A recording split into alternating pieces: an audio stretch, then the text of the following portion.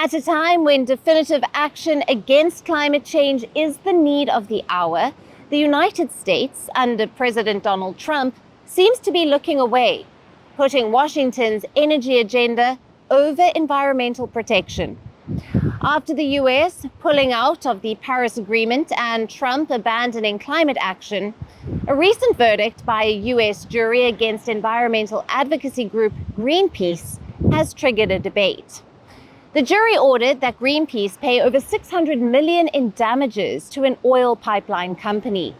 Climate activists and civil society groups has dubbed the order as a chilling attack on climate action around the world. Our next report gets you the details. I'm going to be a dictator, Sean, for one day, and I'm going to drill, baby, drill, and I'm going to drill, baby, drill. As US President Donald Trump pushes his drill, baby, drill agenda, a recent order by a jury in the United States has offered a startling outlook for climate activism. Our commitment is... We stand! Our brothers! Our brothers! Our sisters! Water is life! We're still here! We're still here! A jury in North Dakota ordered environmental advocacy group Greenpeace to pay over $600 million in damages to an oil pipeline company, Energy Transfer. 3 of Greenpeace's entities have been held liable for defamation and other claims over the Dakota Access Pipeline protests that occurred in 2016 and 2017.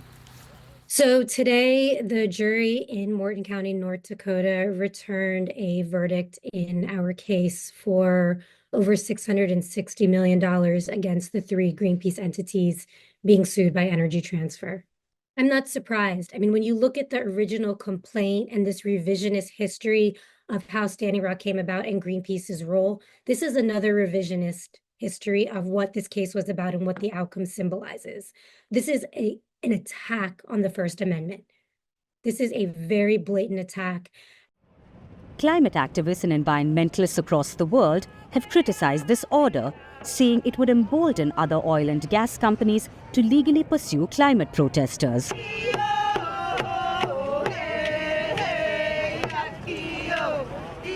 Environmental defenders rallying behind Greenpeace say the order has fueled concerns that courtrooms were increasingly being used to smother critics. They are calling it a chilling assault on climate action around the globe. The people who power organizations like Greenpeace, you can't bankrupt them. They are there, they are fully in support, and the work will continue. Well, the reality is that you might think of Greenpeace as an organization or a set of organizations, and we are more than that. We are people-powered. We do not accept corporate or government funding. We are entirely supported by individuals who give small amounts of money. Oil company Energy Transfer, which was co-founded by a prominent Trump donor, Kelsey Warren, accused Greenpeace of orchestrating violence during the construction of the contentious Dakota Access Pipeline project nearly a decade ago. 3 Greenpeace entities faced charges, including defamation, trespassing, nuisance, conspiracy, and deprivation of property access. From 2016 to 2017, the Standing Rock Sioux tribe led one of the largest anti-fossil fuel protests in U.S. history against this pipeline.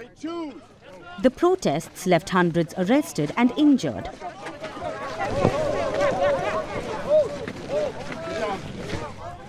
Greenpeace began work in the 1970s with a campaign led by Canadian activists to block nuclear weapons testing on an Alaskan island.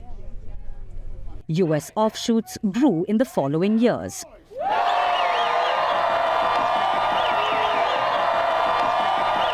Greenpeace says it got involved in the Dakota Access Pipeline because the tribe, the Standing Rock Sioux, asked for its assistance. Greenpeace says it has a policy of only getting involved in indigenous-led movements if specifically asked. The North Dakota jury order is not the end for this case, though. Greenpeace has said it would appeal to the North Dakota Supreme Court. This is not over. The struggle continues, the struggle for justice, for ensuring the freedom of speech, peaceful assembly, peaceful protest. Our quest will continue through appeals and beyond. This has been going on for, over 8 years. It is the end of one phase, but the fight is far from over. We will be appealing. There's a lot for us to dissect. We've only been out of court for about an hour, and we see a lot of issues with how the case proceeded and how it ended. And so we're just really analyzing all that. But one thing's for sure is we will be appealing this case. Greenpeace International is also countersuing Energy Transfer in the Netherlands, accusing the company of nuisance lawsuits to stifle dissent. Experts say Greenpeace has a better shot on appeal. This legal fight comes as a major test for the global climate movement. Whether it's a victory for the oil giant or the climate fighter, the verdict will certainly send a strong message across the world. Greeting you with aloha and namaste. I love India. Presence, occupation of a territory by another country pertains to India, what we saw in Kashmir. The Prime Minister Modi. How do you see Trump's America? Yes, the current administration behaves differently from the previous administration.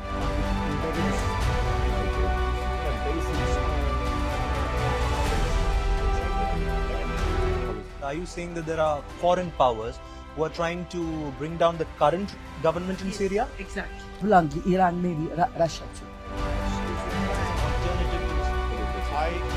Prime Minister Modi committed to South-South, cooperation.